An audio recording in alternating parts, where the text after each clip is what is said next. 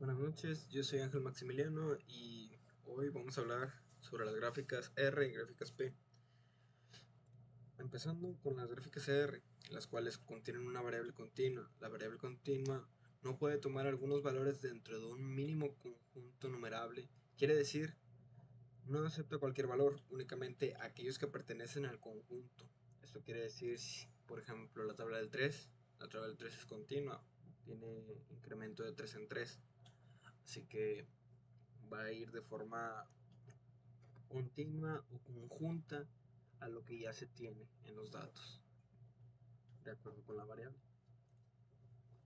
La gráfica R muestra que tanta ganancia o pérdida de uniformidad hay en la dispersión de un proceso dentro de la muestra obtenida, utilizada en el control de calidad para monitorear la variabilidad de un proceso a lo largo del tiempo. Esto quiere decir que muestra cuánta ganancia hay o la pérdida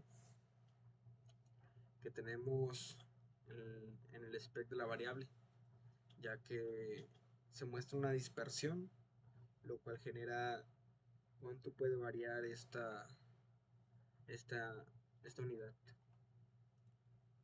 De acuerdo con la función que esta representa, comparar el rango de una serie con el rango de resultante de otra serie de muestras, logrando así conocer si hay muestras de uniformidad. Así que podemos ver si hay por ejemplo, un promedio. No se le llama promedio a esto, pero es como una muestra de uniformidad donde mayormente se llegan a repetir las partes de la función. ¿Cómo graficarla? Bueno, primero que nada tenemos que preparar los datos. Asegurarte de tener tus datos organizados en un formato adecuado en R. Por lo general necesitarás una columna para cada muestra o punto en el tiempo y una fila para cada observación. Otra cosa que tenemos que tomar en cuenta es calcular los rangos. Para cada punto en el tiempo, calcula el rango de la observación. El rango se define como la diferencia entre el valor máximo y el valor mínimo de una muestra. Y así ya tenemos cuál es el rango que abarca nuestro muestreo. Calcular la línea central y los límites del control.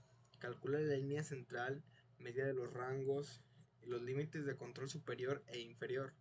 Los límites de control suelen estar a más menos 3 desviaciones estándar de la media de los rangos. Otra cosa que hay que tener en cuenta es crear el gráfico. O sea, ya cuando tienes una vez todo, utilizas las funciones de los gráficos en R para visualizar los rangos a lo largo del tiempo, con la línea centrada y los límites del control. Ya teniendo esto en cuenta, tenemos una parte que se representa con la letra R, que se viene poniendo en la parte media de los datos. Y tenemos un rango de límite, límite máximo y límite inferior. Y así ya tenemos el muestreo, tenemos nuestro rango de la muestra y con la parte de abajo se ponen las muestras, por ejemplo, la muestra 1, la muestra 3, la muestra 4, la muestra 5 y así sucesivamente. Y hasta qué parte del rango llegaron. Bueno, ahora vamos a hablar sobre la gráfica P. Para esto tenemos que tomar en cuenta que es una variable discreta. La variable discreta, que no puede tomar algunos valores dentro de un mismo conjunto numerable, quiere decir no acepta cualquier valor, únicamente aquellos que pertenecen al conjunto. Como gráfico P, un gráfico de control P es una herramienta estadística utilizada para monitorear la proporción o porcentaje de unidades defectuosas en un proceso de producción a lo largo del tiempo. Es como decir el pico que tiene. El nivel más alto de diferencia que se llega a encontrar de la media. Su función: este tipo de gráfico es especialmente útil en control de calidad, ya que permite detectar variaciones de calidad del proceso y tomar medidas correctivas cuando sea necesario. Pasos para crear un gráfico de control P: recolectar datos, reunir datos sobre la proporción, de defectos en varias muestras del proceso, calcular la proporción promedio de defectos, sumar todas las proporciones de defectos y dividir por el número total de muestras. O sea, tenemos que sacar cuántas veces hubo defectos, cuántos fueron los picos más altos que hubieron, las variaciones más altas, las partes que llegan a ser mayormente scrap en un proceso de industria.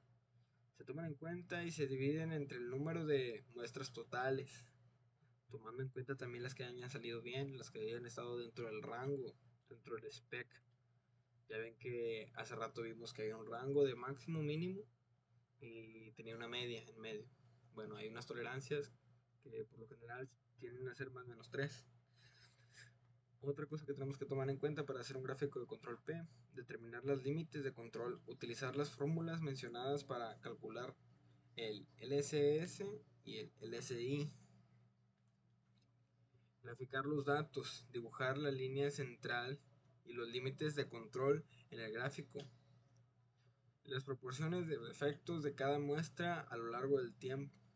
Aquí, como ya les dije, tenemos que poner el máximo, el mínimo, el medio y ver cuáles son los picos que tiene. Y luego interpretar el gráfico, analizar los puntos de datos relacionados con los límites del control para identificar cualquier indicio de que el proceso está fuera de control. Y esto sería todo de mi parte. Muchas gracias.